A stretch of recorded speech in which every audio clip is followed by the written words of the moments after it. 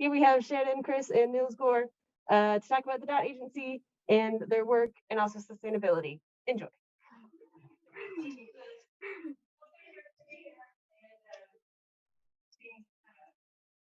Combination of online, and we have about 6 people here tonight, so this is great. Thank you for coming and spending time. I'm Shannon Chris, and this is Niels Gore.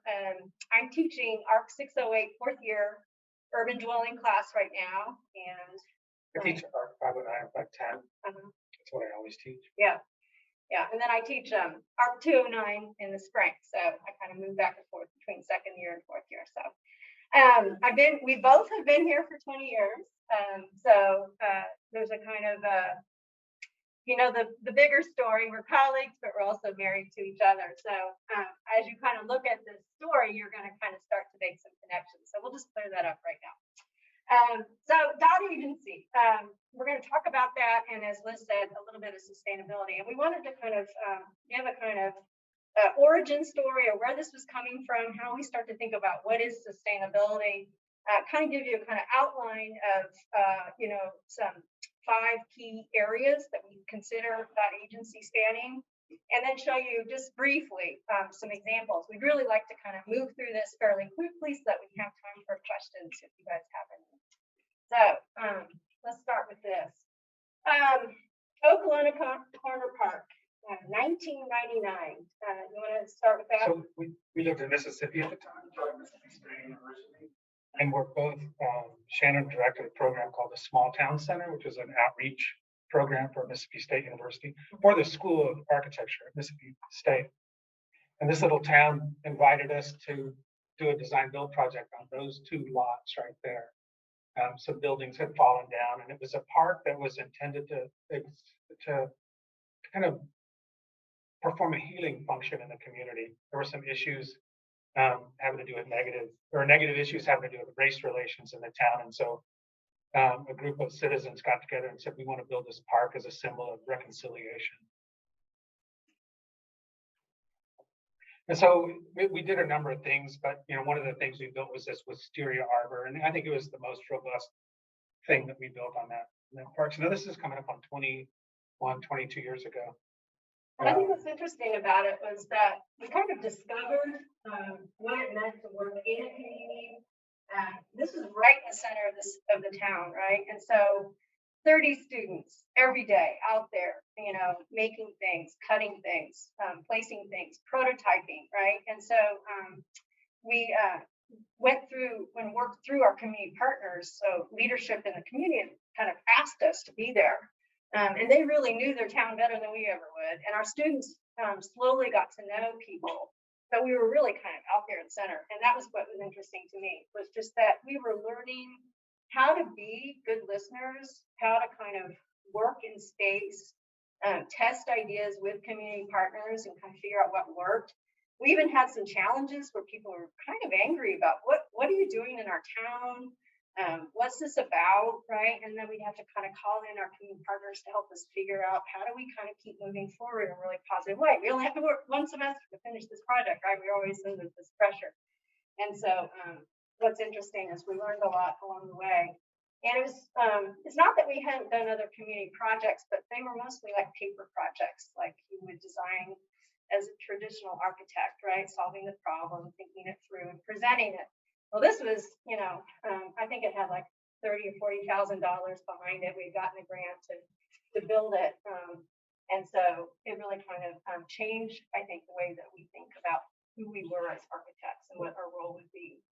Over the past 20 years, it's grown up to be almost like this, has this kind of jungle vibe to it, these kind of vines. And it's really cool. It's really gorgeous in the way that it's just a series of barrel vaults and then this wisteria. And I always think it's interesting that the structure could actually break and fall apart, and the wisteria would hold it together. So super interesting learning experience for us. And I think out of that, a lot of collaboration, right? Not only among the students and us, but with our community partners. We learned what did adaptive reuse look like? How could what we do be healing, not only as a kind of space for people to come together, but as a process, right, of how we kind of have conversations and help kind of move things along. And ultimately an enduring thing. So even if 20 years later, you know, it's still standing and it still has a kind of life of its own, it's a living thing that, you know, I think that's an interesting piece. We often don't think as architects that we should make things that actually are arbors or make things have life of their own. But so is that what sustainability looks like? But an interesting question. You know, we look at the definition of sustainability, the ability to be maintained at a certain rate or level. Another one, meeting our own needs without compromising the ability of future generations to meet their own needs, right? So these are kind of common ways that we understand what sustainability might look like. And, you know, taking Art 605, you've seen this image before, but the kind of 3 E's of environment, economy, and equity. And I would say as architects, a lot of times we're really looking at the kind of environment and the economy. We're thinking about the kind of technical aspects of making buildings, right? And, you know, saving energy, you know, these are all really good things. But I think sometimes the equity piece, is one that, you know, I think we have to think about. And how is it that others become part of the process? Because without that, sustainability definitely wouldn't continue on. So so Nils and I got jobs here at KU 2001. We've been here for a while, and what's great about KU is they have these kind of discussion spaces where people get together. Idea Cafe is in the Commons. Nils was doing work in Katrina when that happened, New Orleans. We were getting students involved down there. I was doing stuff hypothetically in New Orleans, and you know, we were doing some work, but we really kind of 6 years ago kind of hit the ground running because we had developed all these relationships through time. And we were interested in finding other cross-disciplinary partners that had interest in participatory community engagement, sustainability, had a kind of long trusting relationship with communities, right? You can't just kind of move in and hit the ground running. You really have to kind of find that ecosystem of folks that make things happen. It's actually when we were looking at these pictures. For these pictures, I happened to notice the date on one. It was 7 years ago yesterday when we made a pitch to Dean Gaunt about this. So, yeah. And at that time, you met somebody at one of those conversations. You want to tell that story? so I met someone who's a psychologist who does things with children. And she, at one of these things, she presented and said she wanted to do an RV so that she could go out in a community and do psychological assessments of children. Because it's hard to get anybody to come to KU, right? They can't park, they can't find the building. And so it's important for people to do work in community, actually go in community. And so I went up to her afterwards and said, like, whenever you get your RV, let me know. And I've got, you know, some students who need design build experiences to build the thing out. And so we actually, a group of us put together a grant proposal to the university to buy a used Airstream trailer. And do you want to talk about that? Yeah, just a second. The vision was civic engagement, community service, experiential learning, to go mobile, to be collaborative, and a laboratory. So get us off the hill. That experience in Oklahoma helped us kind of imagine, no, we can't be cloistered up here. We have to be out. We bought that trailer in Kansas City, Kansas for $4,000. On Craigslist. It looked like that. The interior was really kind of gross, musty, and it was kind of musty and greasy inside. And we gutted it with, you know, these group of students gutted it and turned it into that. So if you haven't seen it, it's at East Hills. It kind of lives at East Hills. It hasn't been out on the road in a couple of years because of COVID, but we did it a few months ago. That's right, we did one in May. Mm-hmm. Yeah. That's really great. And some of those images at the beginning were, you know, events that we put on. But it's a way to kind of connect, and anyone can use it. And that's what's cool. We always often have conversations with people in communities or, on campus and say, let's do a project together. And so in a way, it kind of mobilizes ideas. And so it gives us agency, right? This kind of idea that we can move and we can be agents. We can, that communities can give us agency with their insight and their knowledge, make us better architects. And so 2015, Nils with his design build interests, mine with social and engaged design, and then Matt Clement, who was K grad, went to WashU, got an urban planning, urban design, came back in pursuit of PhD. He's about to wrap it up, but kind of really design and health research. So the three of us all played roles and constantly played together and found ways to make work happen. So these are kind of, I'm going to take you through really quickly the kind of idea of purpose. Whose purpose? Let's talk about that a little bit. Process. What are the tools? How do we make things happen? How do we prioritize and find voice, find others' voices, find our voice, find our purpose in that voice? Prototype, make small bets. We'll talk about that a little bit. And then mobilize, right? So help our community partners go to the next stage. I think it's that full spectrum. And it's never a straight path. It is, just like Okolona, detours, step back, find money, get other partners, get other experts. Like we're just constantly finding a kind of adaptive and incremental roles. And sometimes you have to go back and start over. So purpose, whose privilege, what are the goals?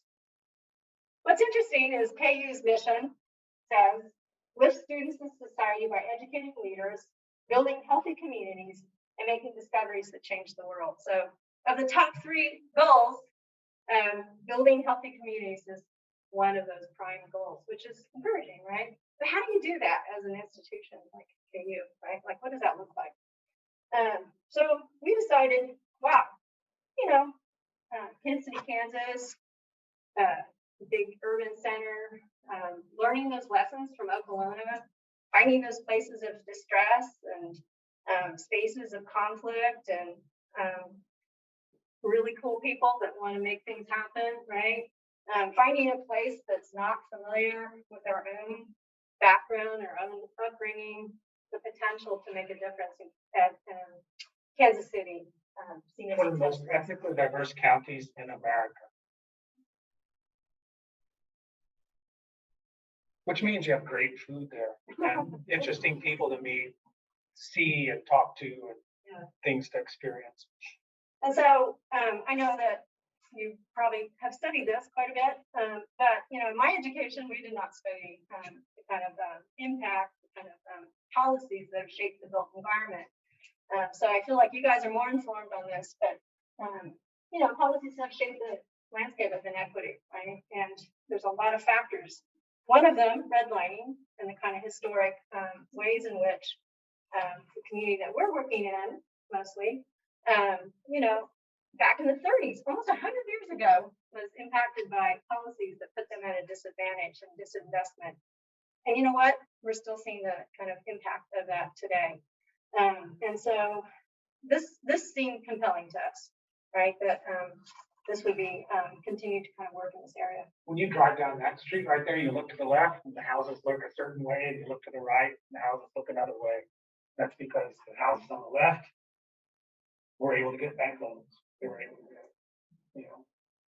investment in them. The ones on the right were not. That was a thriving community back in the 30s. It's just super disruptive what happened.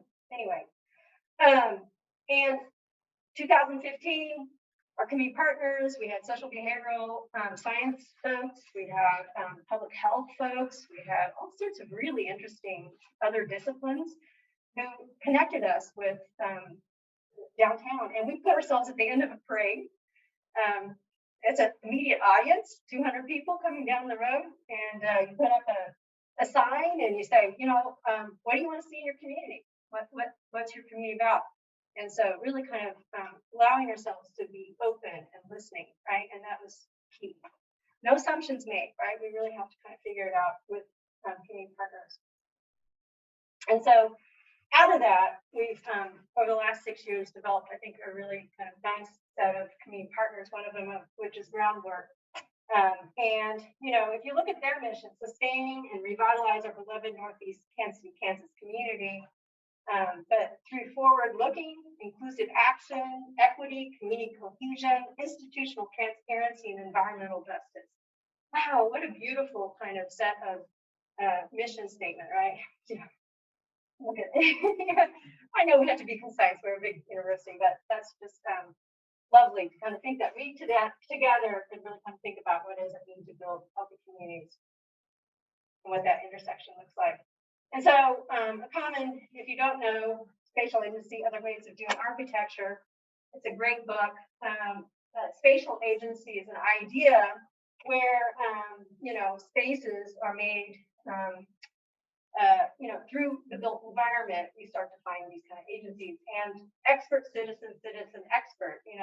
Who are we? We are the citizen expert, but we see equal value in collaborating with the expert citizen, right? And so that's a really interesting and challenging proposition for a university, right? We think of ourselves as experts, right? And to really kind of value and find our partners as research experts, as design experts, right? From their own kind of experience, it kind of flips the mindset a bit.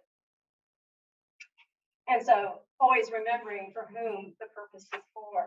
And I think it's we ran a pipeline project 2 years ago where we had 30 youth working with, RKU students, imagining the built environment in those places. And so, Dotte agencies opened us up a lot of opportunities to do this kind of collaborative work.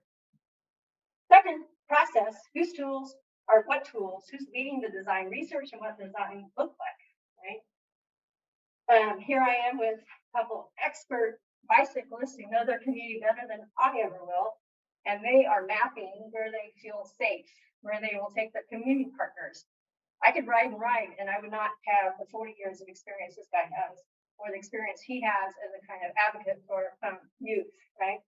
And so making this map and really kind of figuring out where those spots are, this was kind of the origin sketch of a whole series of events that have happened over the last 6 years. Yeah, and we've been using that slide forever. And it was like originally a little drawing about this thing. The only picture we have it was a low res image. Yeah. We lost the original. So you never know when that dinky sketch is going to be important 10 years later. So save everything. There was another one where we were working, reenvisioning the trail. And really it's just a kind of set of properties, but with a vision, it becomes a park, right? It's broken up. It's got a lot of challenges. We're working with an arborist. We're working with local members. We got a Gale grant and basically created kind of games. These kids are swimming. Their mom, they know the park better than we ever will. Instead of paying university people to take surveys, we found funding to support our community partners to do that work. We did installations. Just kind of temporary things to re-engage people's imagination for what that park would be. So communities leaders prioritize their experience and make the results public. Always make the results public. Don't hide it. It becomes theirs. And then you kind of it's like playing ball, right? Like you pass it back and forth and you kind of find what's the next game we can play. Third, prioritize whose priorities, who's at the table, how to campaign for change. Are we making sure that everybody that needs to be at the table is at the table?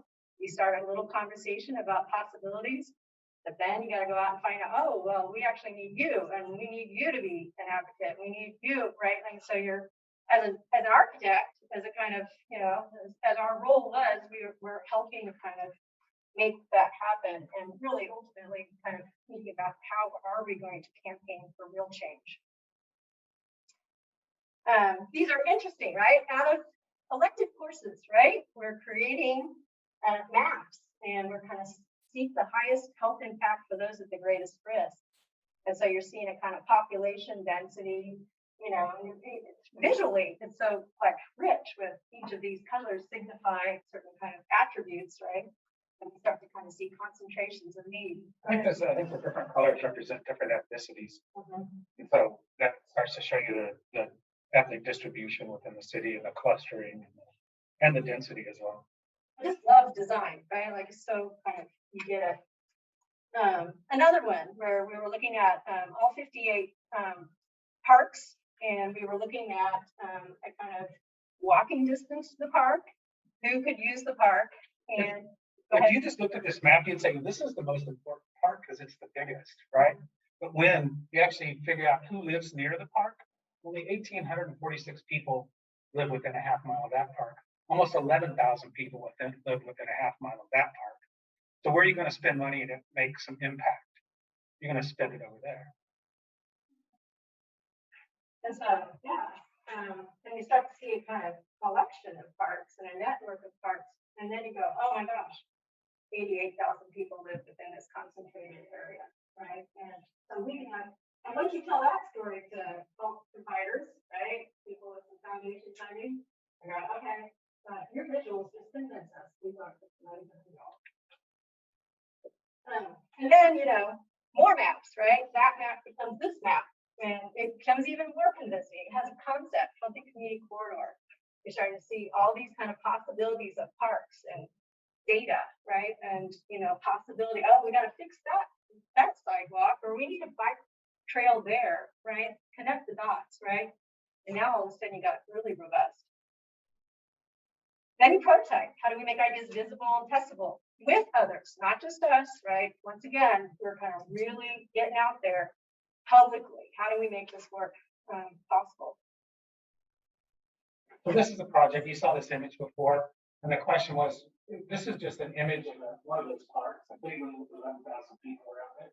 And so we got a bunch of people who were from that neighborhood, and they just talked about the park and the assets, the liabilities, the gaps, all that sort of stuff. And one of the things that came out of it was the idea of making some benches. But the funder wouldn't fund just benches because benches are sedentary activities. They want active things. So these students came up with an idea of making a bench that's not just a bench, but it's also a bike rack and an exercise station. So that if I'm 90 and I want to sit down, I can still sit on it. If I'm 15 and I want to do chin-ups, I can do that too on those things. So those sketches turned into an idea about, the architectural idea would be like a continuous pipe that would sort of fold around that somebody could sit on, hook their bike to, and do some exercises. And then we started prototyping it out as East Hills. We made some and took it to a community event and had people sit on it and give us some feedback and comment on those things. The cool thing about small bench is if you get a grant for $10,000, and it's not a big deal, right? I mean, it's a level, it sounds like a lot of money, but if you're actually thinking the impact of 10,000 people in an area, having these small bets as kind of exercises that, in a public event, really test it, right? We're kind of talking to the Parks and Rec, see, how can we man it? How could they maintain around it? Like, all these things get really rich and complex. And ultimately, kind of change, I think, the possibility. I mean, you should see what they had before, they had run, no one had been maintaining, and just to kind of have these kind of beautiful design elements, design matters, right? It really kind of lifts the spirits and it starts to activate the park. And right now we've got a grant, full-time job for a community member, and they are mobilizing the park. So they go from park to park every day, putting on events and getting people out and walking. We're working with KU Med students and faculty to put on walk with the doc kind of education. So it's kind of interesting, right? Like, it's not necessarily about the thing, it's about what the thing does to kind of activate the space. And out of that, cleanups and all kinds of activities come out of improving the park. And you build that momentum, and then all of a sudden, Parks and Recs, oh, this is a good idea. Oh, EPA, we should really kind of look at how things are happening in the environment. Another bigger small bet, the dot level brochure, food access, no healthy food, difficult to get there, don't have cars, don't have good public transit, all these things. Another class, another building a kind of whole exhibit, public engagement, elective class, right? Working with public health students, getting their perspectives. So it gets complex and rich and interesting that way. This project started out because a potential funder approached one of our community partners and said, we'd like to spend money on a mobile grocer. And so some of this stuff had to happen first before we could actually design that thing. So like, would you shop at a mobile market? What would it look like? Where should it go?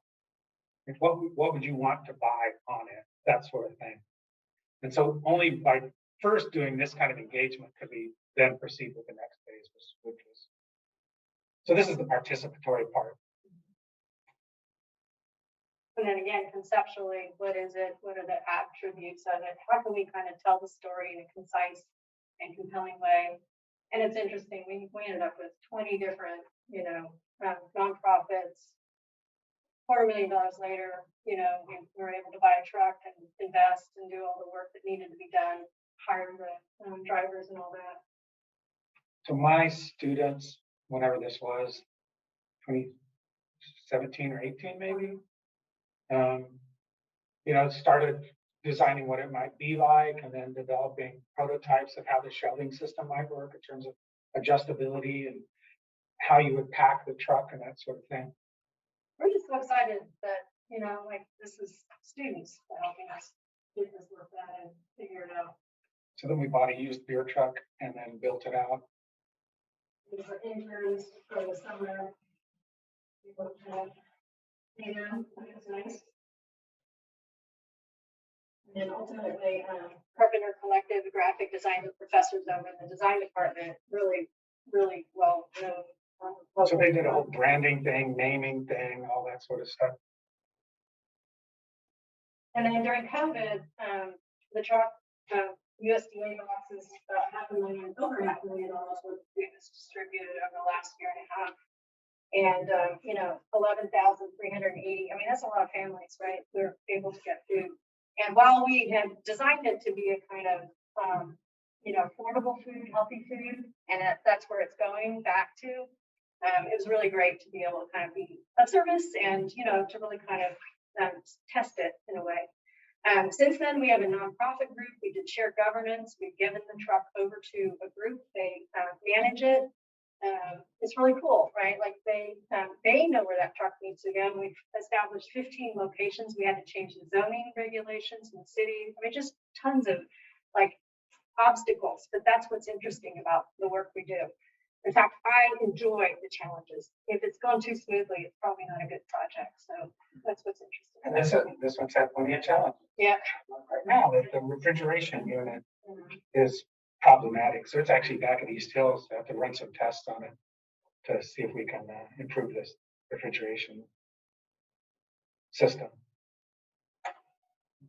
So community controls the narrative, and the focus is on the solution focus.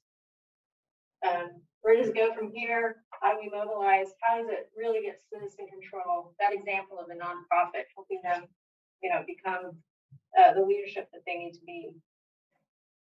Wow, that's a lot of projects over the last 6 years, right? And you can start to kind of see it's a network of investment, and that starts to have a greater impact.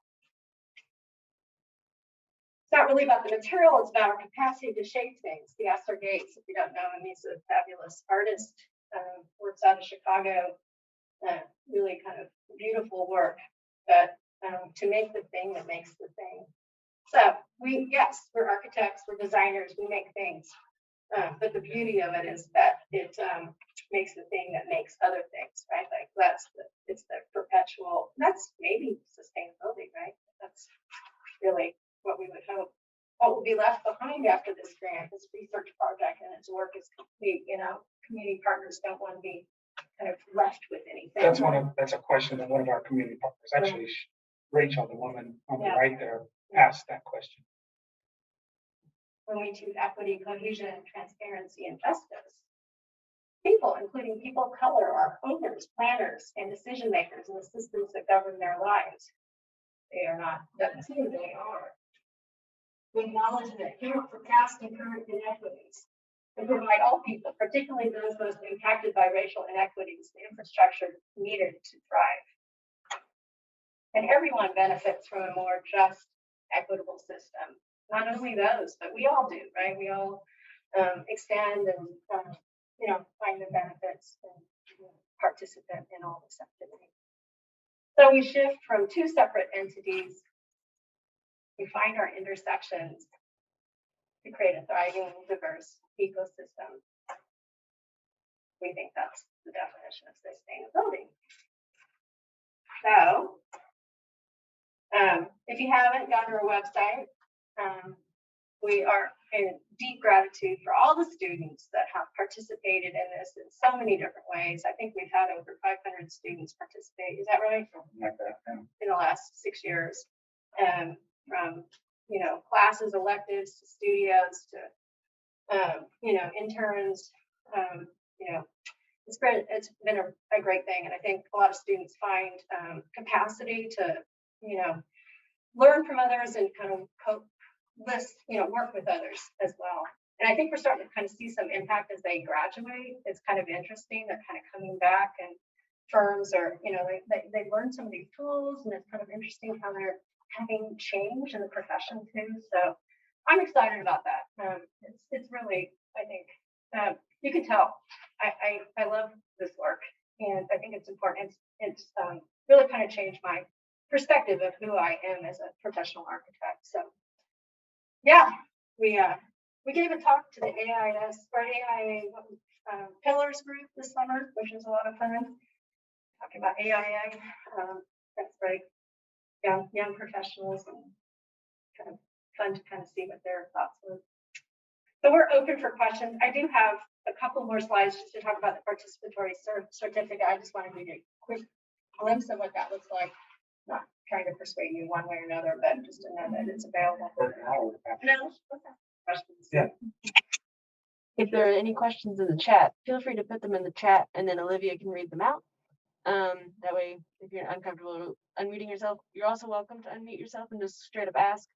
And then if you guys have any questions, we also have a list that I realize I cannot look at on my phone, but Ethan has it here. Wonderful. So thoughtful. She sent me this list of questions. Yeah.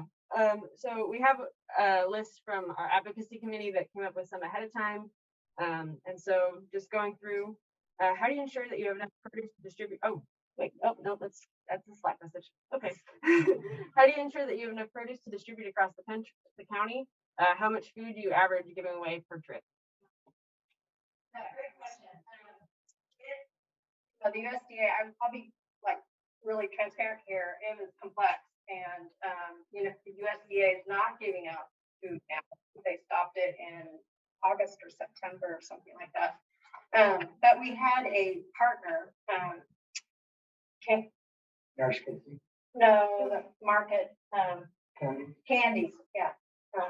And they're a distributing center, so they had refrigeration, and so they became a partner. Our truck could go over there and get charged at night.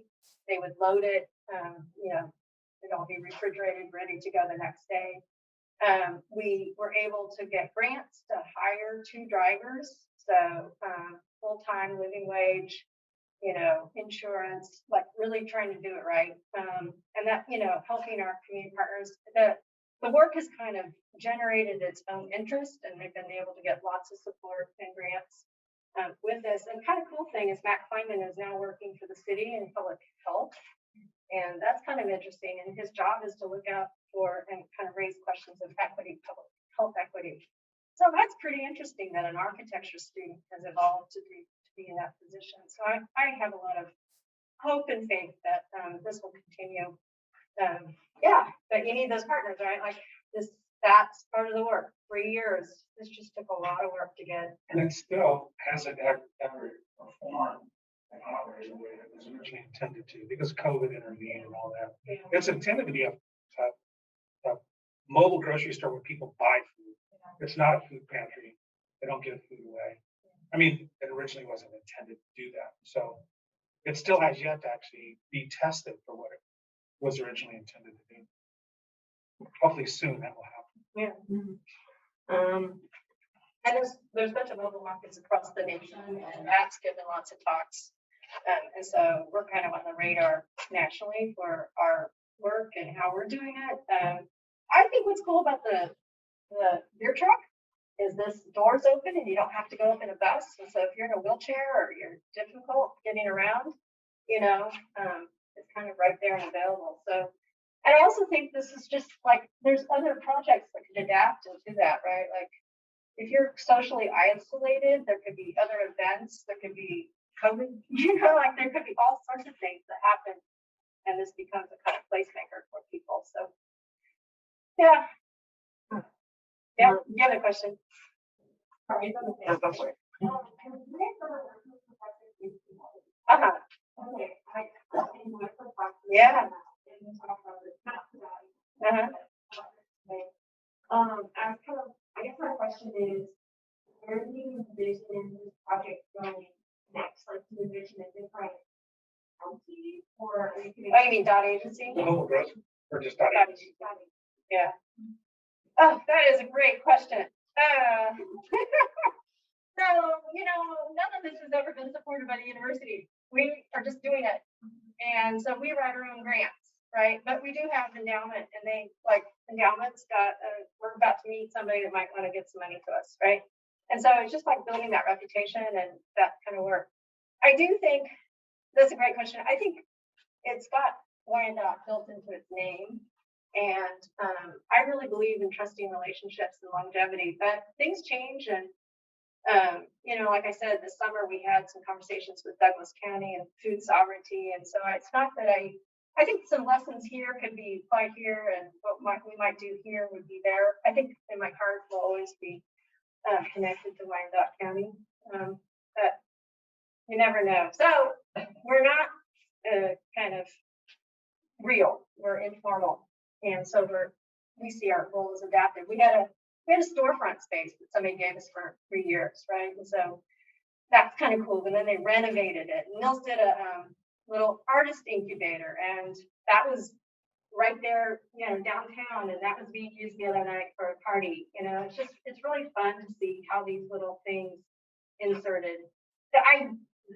There's an architect now in Kansas City, which there wasn't when we started 6 years ago. It's just crazy how things are changing. I feel like, I think there will always be work to be done, but, and I think it's so close that it's useful for us to get out of Lawrence and be part of that. But yeah. It's hard to scale it up because so much of it is based on personal relationships. It's not like you just hire another person to come and follow them and do It really is based on personal relationships. I was the director of the small town center in Mississippi, and I was all over the map all the time. So I was driving like 2-3 hours to small towns, and it was really stressful. I found that was not sustainable for me. So I think you have to kind of figure out what your bandwidth is and where your people are, and what works. But good news is you all will go out in the world and start your own Dotte agency. I think that's cool because a lot of times you think about architects as, you go to the 10th floor up the elevator and get through receptionist, right? And this is just like so out there, right? Like it's a new model for architecture. Like they didn't know what architects did. I'm being very generous, but in a lot of ways, we were kind of sharing design thinking processes that maybe most people aren't really kind of thinking about. So. Yeah. If we are interested in doing something like this as a career, how would we find our own community and we go out and we're like, this would be a great place to do public interest design. How would we make that sustainable for us, financially? How do we make that a possibility? I think it's very possible. I think it's planting roots, building trust, doing small bets, delivering, coming back, fixing the truck, fixing the sign, constantly. You don't see it as a profit making. But why can't architects write grants? Why can't we do that, right? Why can't we kind of find ways to get people to support it? If we can produce that kind of evidence to say, boy, you're going to have great impact. We're going to save this community healthcare. We're going to make this community healthier. We're going to make parks safe. There won't be places of crime. There'll be places of, connection, vitality. Boy, sell that and get people on board, I think you'll have a job forever, you know? And we've seen evidence, you know, like a park was renovated and it just started with like art classes for the kids in the summertime. They needed something to do. Steve Curtis is our partner that did that. And then it turned into like new play equipment, and then it turned into lights, and then it turned into landscaping. And he just kind of kept pulling people in to help him. And he got grants, soccer field. I'll tell you what happened. Community housing in Wyandotte County builds affordable housing. All of a sudden, they've got street lights, they've got sidewalks, they got infill housing, like their stuff getting built, right? And it is architecture, but it started with community engagement. It didn't start with. I'd say the first step A developer is to be a citizen. Yeah. Participate in your neighborhood association, go to the city planning meetings and pay attention and listen and hear what's going on. And if you're smart, you could probably figure out a way, I could participate in this and actually potentially make money, for offering services to do things that nobody else can do here, So pre-COVID, I was going to the city. I was on different infrastructure action team. I was on, nutrition team. I was like going to all these committee meetings because I found like our role is to find the voice and the agency for community people that don't have voice or can't go to those public meetings, right? And then for public officials, decision makers to understand their perspectives. And so I went to a lot of meetings, and it would be like afterwards, oh, you know what? We have this like little park that we're interested in, and we got $5,000. You think you could do anything with it? Oh, that's interesting. Okay, let's give me your card. Let's talk. I'll go back. I know a guy that likes to build stuff with students. Or, I know a public health professor. We could do a little study to kind of build that project up. And so it's like being available is like half the deal. And I miss it because COVID has not allowed me to do that as much. And I just find the Zoom room so formal. You have to type in, and everybody's got to be like, who did I invite? And that kind of side table conversation is kind of missed. And that's the kind of creative space, is if you wanted to do this and if you have the kind of ambition and desire, build it into your day. You got to make a living too. Don't expect an instant payoff. This is going to be like, patient, slow investment, little bits of time, eventually you'll get some kind of return on it. My partners. And then I guess building off of that, one of those questions is, where do you find the funding? And so like, where did those grants come from? Like where could we be looking for grants? So we found our name in a grant we wrote, and it was Health Board Foundation, and how much money do they give out every year? Millions of dollars. And I tell you what, we go to conferences. This is another place to meet people. 300 people. It's on health equity. It's about health in communities. How many architects are there? One, me, right? And I go and present, and I start talking, and they're like, oh, wow, design thinking, that's pretty interesting. You guys actually think about the problems, and then you come up with prototypes, and then you make things, right? And boy, we don't really have that in our profession. And so that's pretty cool that you can actually kind of build that. Go to work. Yeah. And so grants, so once you do that and you build trust, and the grant foundation says, oh, you've got all these partners, you've got all this evidence, you've got the capacity to make stuff, you can put stuff in the world. Okay. And so we got a $130,000 grant that first time, and we defined, and it was so cool because the foundation didn't put it was a 2-year grant. And we just kind of speculated that it would look something like this, a series of conversations and prototypes. We didn't really know what it was going to be. We worked in the Dotte logo and website. We started to kind of build some, presence, identity. And and then we produced all this stuff, and they were just blown away with, and, was able to support student projects. So, it really helped out.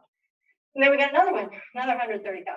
And then we got a CDC, $250,000, you know, for over 4 years. And like, and then little projects too, you know, so it just like it builds kind of the story. We got another one with the doctor at Clement this semester. So yeah. What has been some helpful feedback that you've received from the community, and how are you able to include that in your future endeavors? And in contrast, have you had any critiques or pushback with your program? And if so, how do you begin to find middle ground or defend your stance? Yeah. Well, I love because your best friend's always going to tell you where you're blinded, right? And we just so there was a month ago, there was a KU came out with this racial equity grant, $20,000. We're going to get about 10 of these. I'm like, oh, we should do that. We could somehow come up with something. So we started like being like, oh, it'll look like this. We'll have all these parts. And Rachel, our community partner, will you join us? And she's like, hold on, you're going way too fast. You missed this step. I'm like, oh yeah. You know, so for me, that she's constantly pushing back. And so I think finding those community partners and the people that will be really honest and tell you real, so that you can really be the best, you know, designer and architect that you can be. So yeah, I think you just have to accept that and value it, right? I don't know if that answered your question, but is that what you think too? Do we have any questions in the chat? Olivia, do you have any questions? Not yet. Okay. Do any of you have any other questions? I don't want to. Are you guys like currently working on like anything new or having like your eyes set on a new contract or something? Yeah. You're working on stuff at the urban station with your students. Yeah, I just have kind of on this project here is a community partner that bought an old gas station. And he's got a long timeline because he doesn't have huge chunks of cash ready to lay down. So he's phasing these projects. And they scale really well for Part 509. So we're doing some projects for them. I can imagine doing that as a continuing thing. I'm building it's not a Wyandotte County thing. I'm building a bookmobile for the Lawrence Public Library right now. Which you had an intern, 2 interns over the That was a summer. North Parliament project too, but because of COVID, it happened a different way than it might have otherwise happened.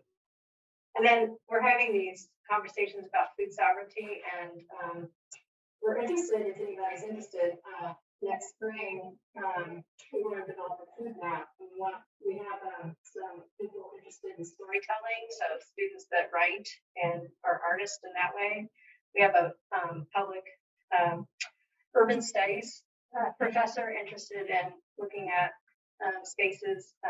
We developed a really, you can find it on our website, but a food map that I thought was kind of interesting, the process that went through that. So anyway, that's a project. And there's also, I'm taking a permaculture class right now, and I know this permaculture professor, and we were thinking about KU campus and what would it look like to have food growing spaces at bus stops, or kind of finding ways that are in these, and so there might be a kind of sketch project, you know, it's like that, you know, let's just kind of conceptually get something going, and who knows, maybe that would then turn into a design build project. So that's how we work. It's not Wyandotte County, but you know, that's kind of, I think COVID kind of forced us into. It was a big disruptor, as it was for all of us, right? Yeah. There are plenty of projects. Yeah. I don't know. We're going to have go join our community partners. Rachel, she's asked us to come join for lunch sometime to brainstorm on where we go next. Yeah. I just wanted to ask, so obviously working with the community can kind of be almost like you can kind of go into unknown territory. Yeah. How do you make sure that you're not kind of getting yourself into something that either like someone has something that's really ambitious but isn't actually gonna like kind of pull through on it? Yeah. How do you like make sure you're gonna kind of have someone? How can you trust people? Yeah. Who have some really ambitious ideas? Yeah. Well, that happens a lot. And I sometimes, think you have to go slow, yeah, don't rush in.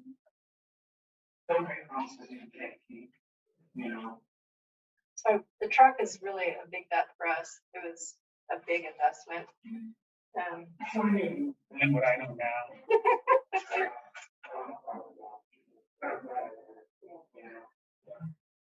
But I think we have learned that our bandwidth is better placed in small initial spaces, so they're not too big. Now, housing's a big issue, and we have a regular meeting with the guy in charge of planning in KC, and it's kind of interesting to think about. He's been exploring ADUs, and I'm really, small houses, accessory dwelling units. And there's a lot of empty lots. And so I would love to find a kind of partner that might kind of be interested in hypothetically playing that out. He's even said, I'll give you some land if you guys want to do this. But, I wouldn't want to do anything without a community partner, because that's when you get yourself in trouble, right? And so if that's not what they need, we shouldn't be. Huh? Well, I wouldn't do it without some community group saying, this is really what we want. We need to back up and see if it's just like, is the mobile truck the right thing? You better do your engagement first to understand. Because you wouldn't want to build something that then is a burden to others. But you have kind of a set of like people who you really trust. We have a whole network of people. And what's kind of cool too is they come from different neighborhoods. And so they don't even know each other. So we find ourselves being this like bee pollinating possibilities. It's really interesting. We kind of be as an institution, and as with college students, it's always so great to go with college students because you guys can ask questions. You're not threatening as a developer would be, or like we're in a kind of privileged place of, but we also can have a really bad reputation. They've been researched to death, right? People that are active community leaders often get asked to do things over and over and again. You guys get that from a kind of leadership position, how stressful that can be. So you have to be careful about how much you ask of anyone. Their bandwidth is limited too. So yeah, you have to. But those big projects, I might study those in 608 as a kind of affordable housing, but I'm not going to really, and you students don't really, but who knows? Right. We might actually spark a conversation and set some directions too. So it's worth that. But it's a paper. I think also it's important that, we're not forming with perception that we are a low cost alternative to normal architects. You know what I mean? Yeah. So many of the projects we do, nobody would touch them. Like normal architect wouldn't do those projects because they don't know how. There's no money in it. It's too much risk. It's not an immediate payoff. So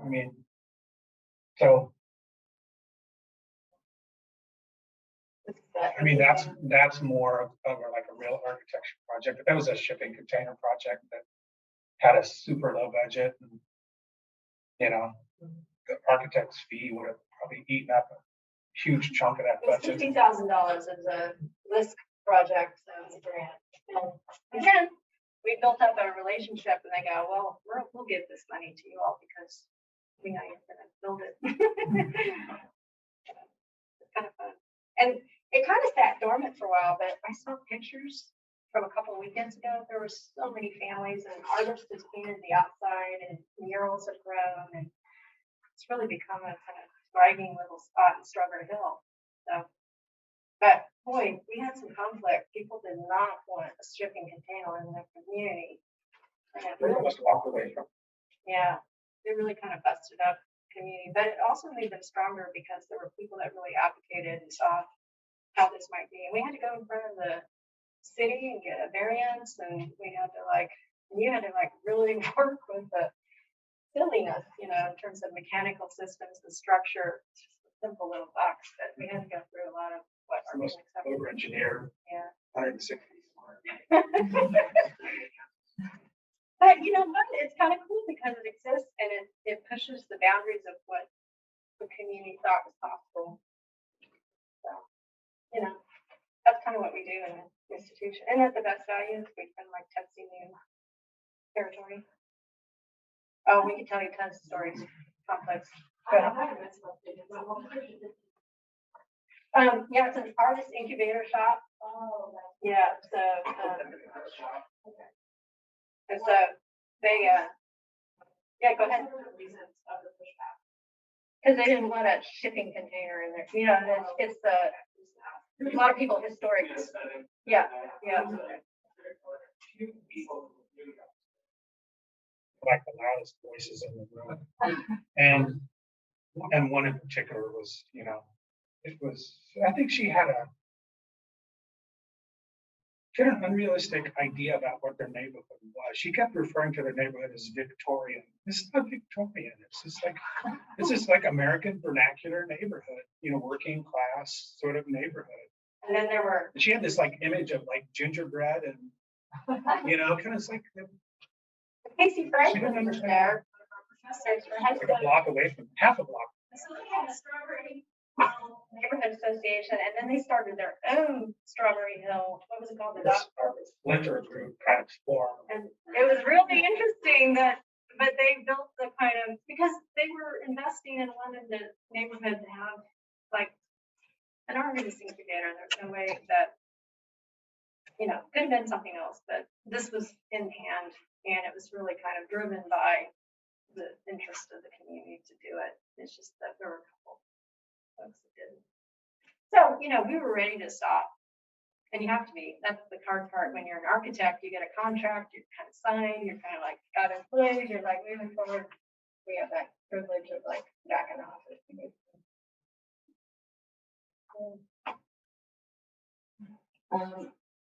You're right about at 8:30, probably. You're all welcome to stay. Yeah. Let me just show you a couple more slides. I'm sorry. Yes, but yes, to get into participatory Just certificate. a quick one, just because. So I know, just from, these are lots of words, but I know from experience that it's really hard to know what are all the certificates. So this last month, I went through and really did some homework, and I found all of them. So there's minors, there's certificates, and there's dual majors. I found all the contact people and all the websites. I found what's official on the university catalog, and I found how we describe it. I found lots of gaps from the people that are the directors and go, wait a minute, that used to be, but we've done some adjustments. So anyway, 5 years ago, I started something called public interest design. And then last year with Joe, I changed participatory because I didn't think it really kind of got to the idea of what this is. Because I think, while public interest, doing something for the public is good, I think the participatory is essential to the experience. So 12-hour credit, 700 level directed readings. I would work with you to readings, case study examples, a little bit of service learning.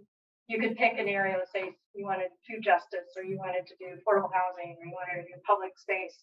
And so then you would zoom in and be able to do more studies in the area that you're most interested in. Online, you know, or coffee shop, you know, just we'll make it work.